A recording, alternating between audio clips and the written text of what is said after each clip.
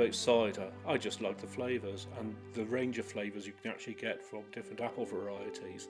Of course, the best place to drink it is Herefordshire, isn't it? We've been making cider commercially, well, selling to the public for about 25 years now. But obviously, this farm been in the family for over 100 years now. We've got about 14 acres on the farm of cider apples and Perry pears.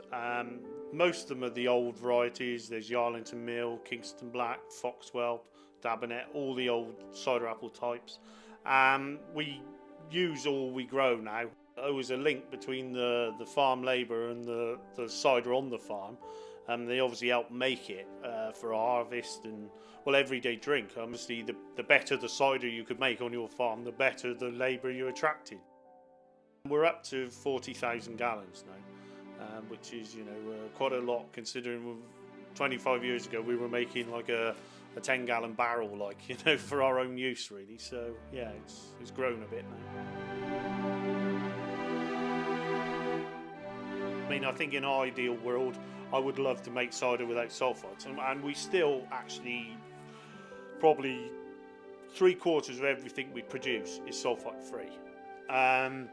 Because that's more for the draft side market, the real cider market. But when we're putting stuff into bottle and it's got to sit on a shelf and maybe need a 12-month shelf life on the bottle, and our trade customers and that, we've again got to move slightly to fit that marketplace. But like I say, I mean, it's nice to make some that hasn't got sulphite. The cider will take, if it's warm and we're pressing in September, it should be ready by December. However, the last bit, it's got a bit colder, November, may not be ready to April. And once it's fermented, you don't want to leave it on what you call the lees, which are the dead yeast cells, because they break down the great musky flavours in the cider. So we rack it off into another container for that then. You can't get any more natural than Gwatkin method of making cider.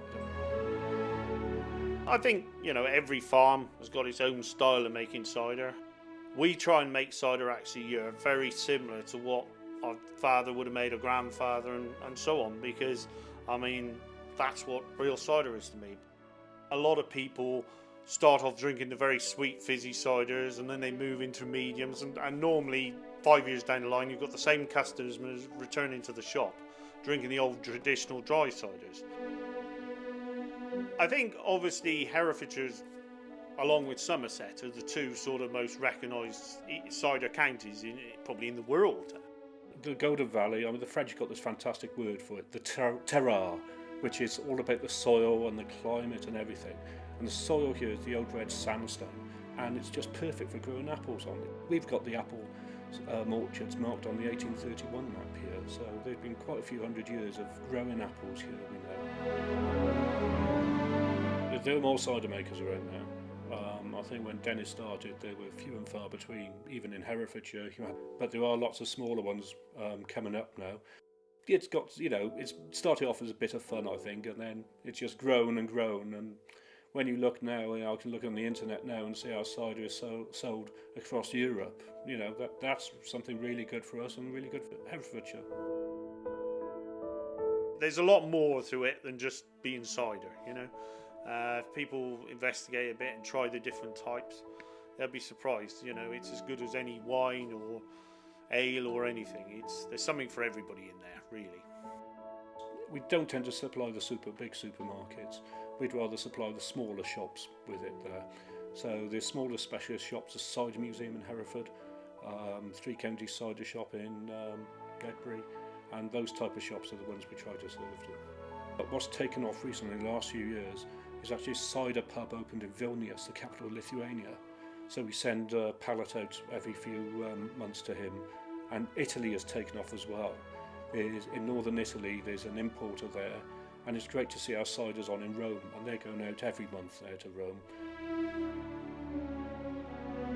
We're a farm cider maker, and I think that is important to get across, because if you're using natural yeast, which we are, not cultured yeast, you're relying on the environment, your barns, the yeast that's been living there for a long, long time. So that's what it's all about, making traditional cider.